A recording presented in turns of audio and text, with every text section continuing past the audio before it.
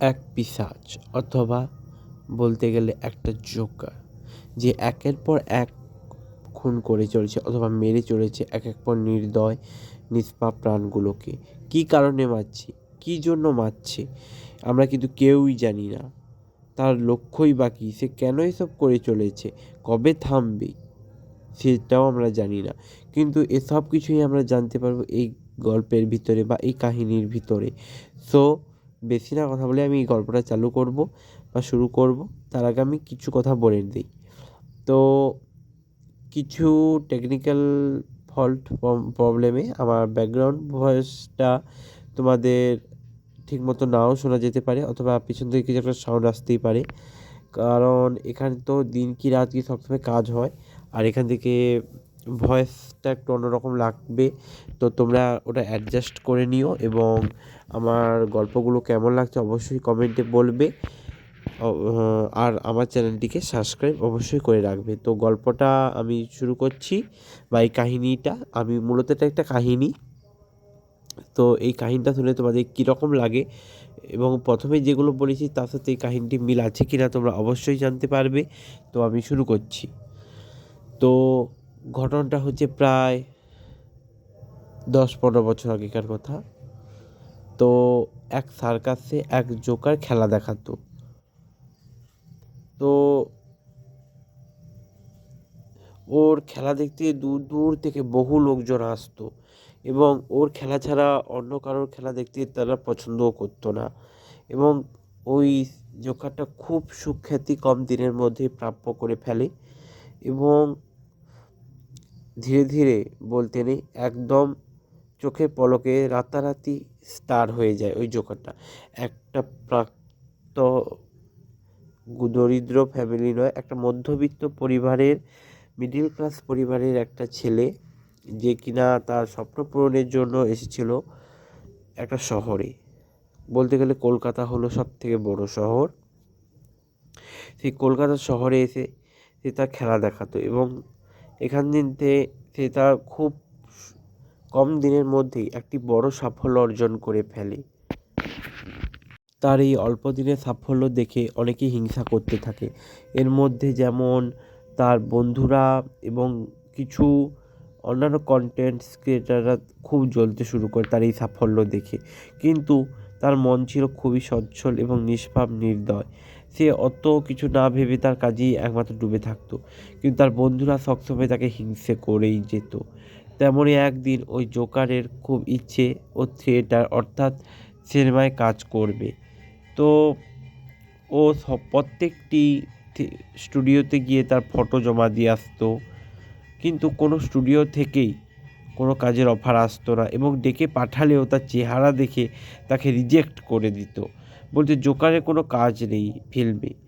তো মন খারাপ হয়ে গেলেও সে হাল ছাড়েনি, এবং সে প্রায়ই স্টুডিওতে যাওয়া আসা শুরু করে, এবং একটা স্টুডিওতে একবার নয় প্রায় অসংখ্যবার সে তার ফটো পাঠিয়ে থাকে, এবং তাকে ডেকে পাঠালে তাকে দেখে লোক দূর দূর করে তাড়িয়ে দেয়, যে তার চেহারাটায় কোনো কাজ মিলবে না এবং তাকে দিয়ে কোনো কাজও হবে না।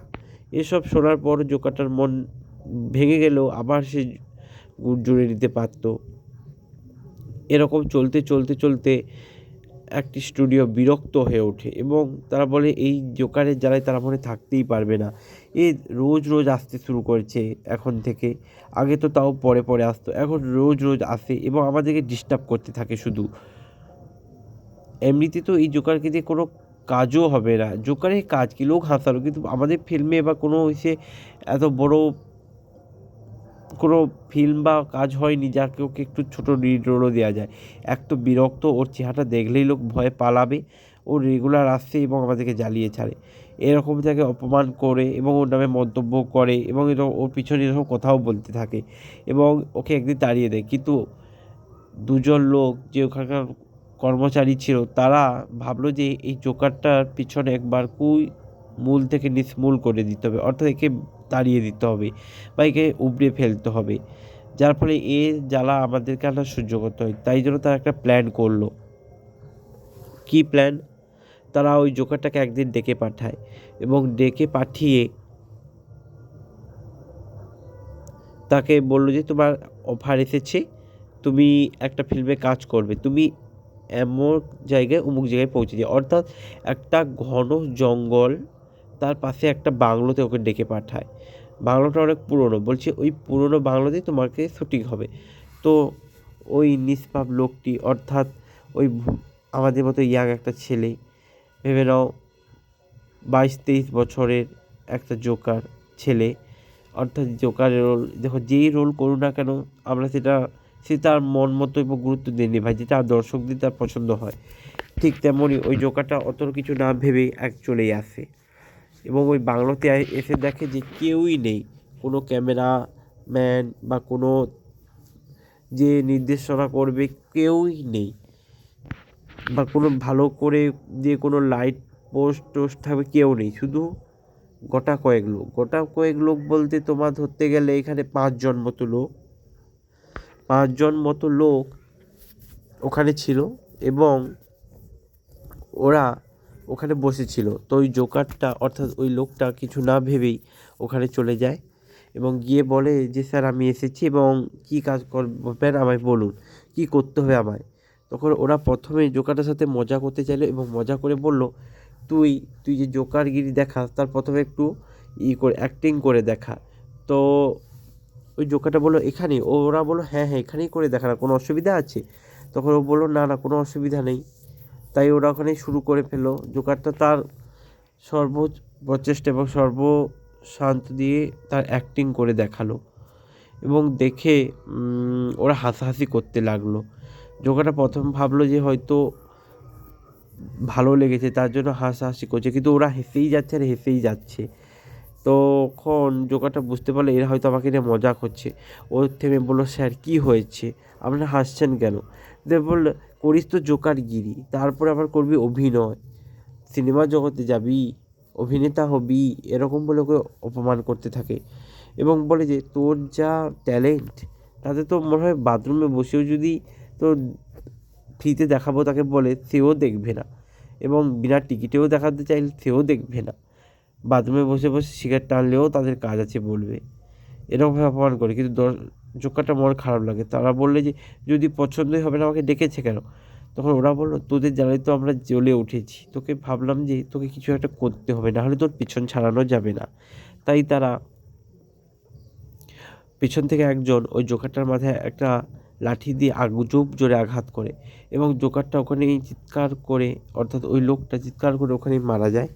এবং কী করে একটা বাক্সের মধ্যে, কাঠের বাক্সের মধ্যে, অর্থাৎ একটা কফিন জাতীয় মধ্যে ওই জোকারটাকে পুড়ে দেয় এবং পুড়ে দিয়ে ঢাকনা দিয়ে দেয়। কিন্তু জোকারটা এখনও মরেনি, সে একটু কিছুক্ষণ পরেই চিৎকার করতে থাকে আমাকে খোলো, আমাকে এভাবে মেরো না বলা সত্ত্বেও ওরা কোনো কথা শুনে এবং ওকে সেই বাক্স বন্দি করে তারা একটা ঘরে বন্দি করে ওকে ফেলে দিয়ে আসে। এই ঘটনা ঠিক বলতে গেলে ঠিক কিছুদিন পর হঠাৎ করেই একজন বন্ধুদের মারা যায়, অর্থাৎ 5জনের মধ্যে একজন মারা যায়। ওরা বুঝতেই পারে কী করে মারা যায়, কারণ ও একদিন রাতে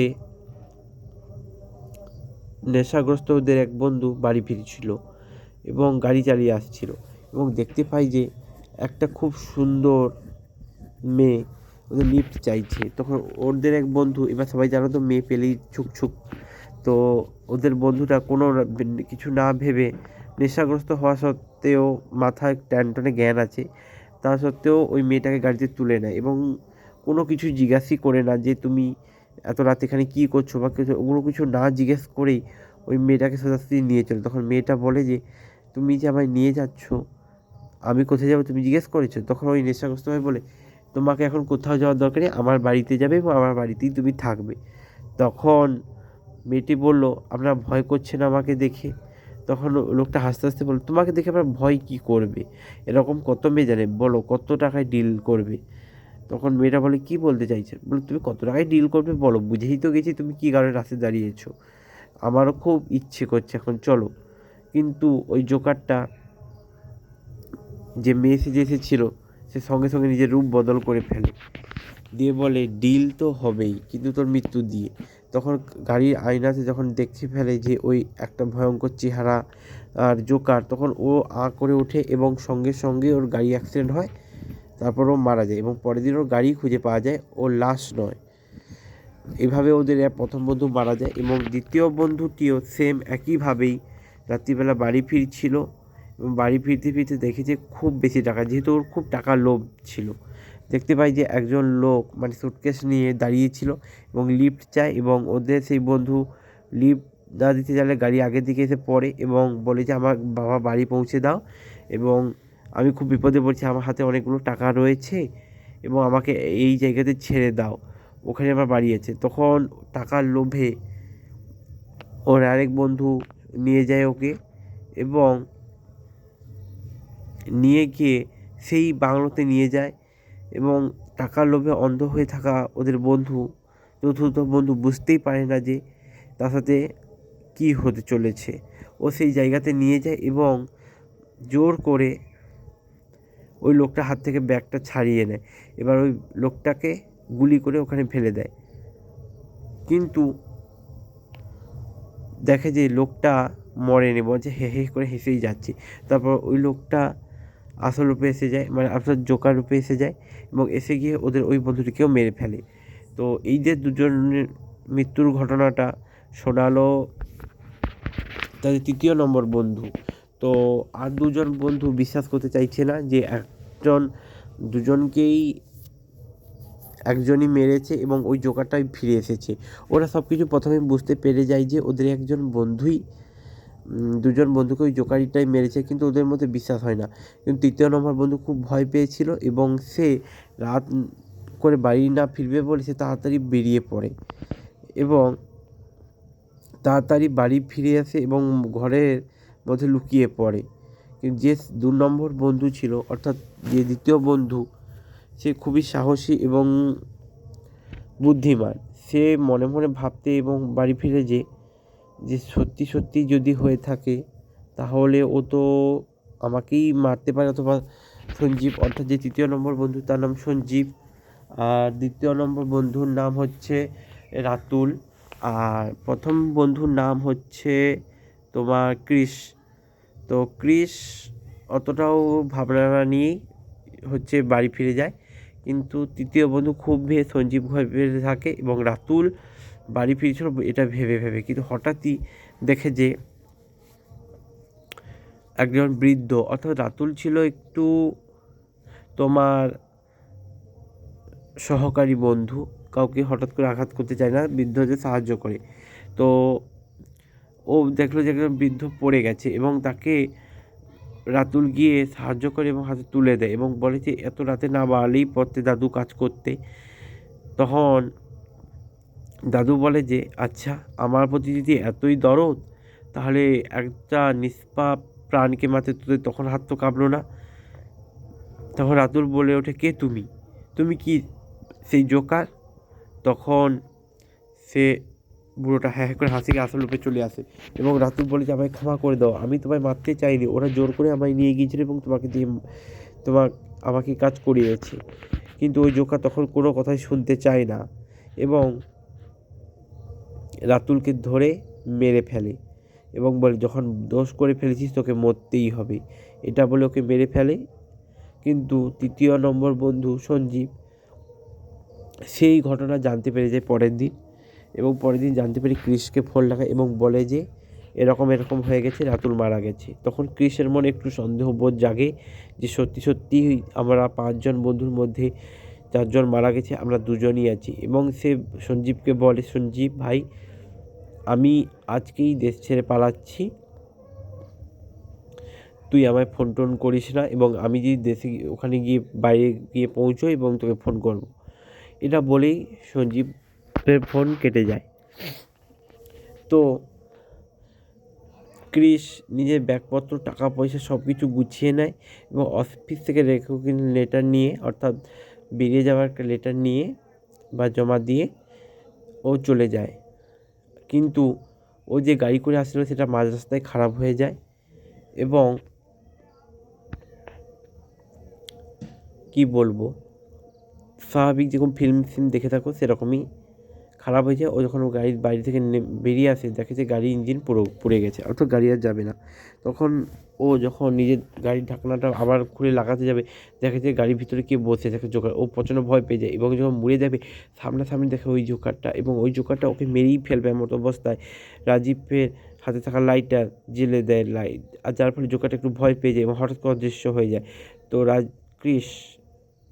রাজীব বলছি আমি, ক্রিস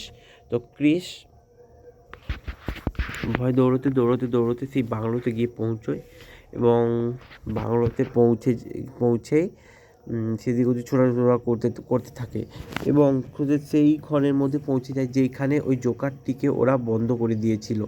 এবং ক্রিস বুঝে যায় যে আজ তার শেষ দিন, হয়তো সে আজ মারাই যাবে, এটা ভাবছিল। যে হঠাৎ করে সেই জোকারটা এখানে উদয় হয় এবং বলে যে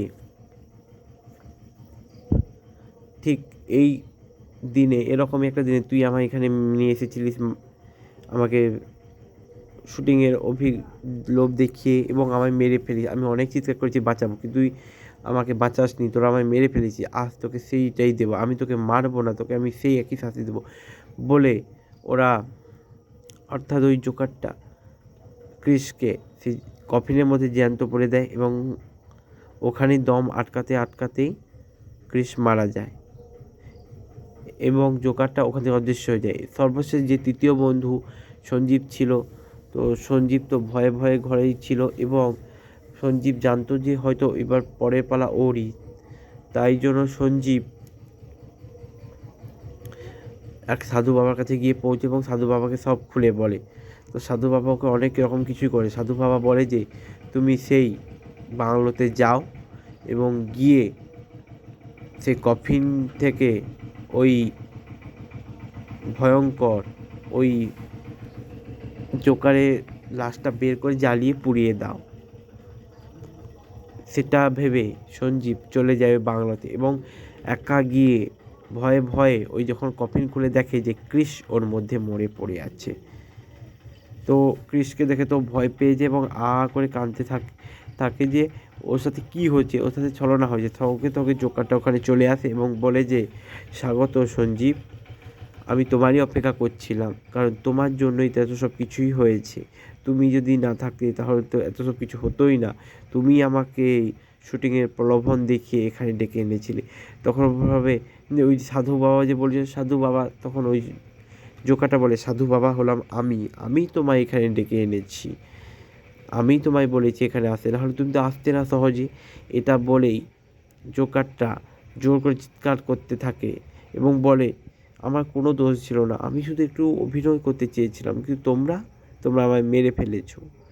একটু রূপ দেখি, কিসের অত জ্বালা, আমাকে একটু কাজ দিতেই বলেছিলাম, একটু ফেমাস হবার আমার ইচ্ছে ছিল। এটা বলেই জোকারটা রাগে লাল টকটক করে চোখ দিয়ে দাঁত কেচড়াতে সঞ্জীবের গলা ধরে এবং এরপর থেকে ওপার করে দেয়। আর একটা ভয়ঙ্কর চিৎকারের সঙ্গেই বাংলো থেকে একটা আওয়াজ বেরিয়ে সব কিছুই আবার শান্ত এবং আগের মতো হয়ে যায় এবং সঞ্জীব মারা যায়। এভাবেই এক জোকার, অর্থাৎ একজন এক অভিনেতা যার অভিনয় করার শখ বা অভিনেতা হওয়ার ইচ্ছে ছিল, এক তরুণ প্রাণ, সে তার স্বপ্ন নিয়ে ভেঙে পড়ে এবং অদৃশ্য হয়ে যায়। এবং আমার গল্পটা বা এই কাহিনীটা এখানেই শেষ হয়ে যাচ্ছে।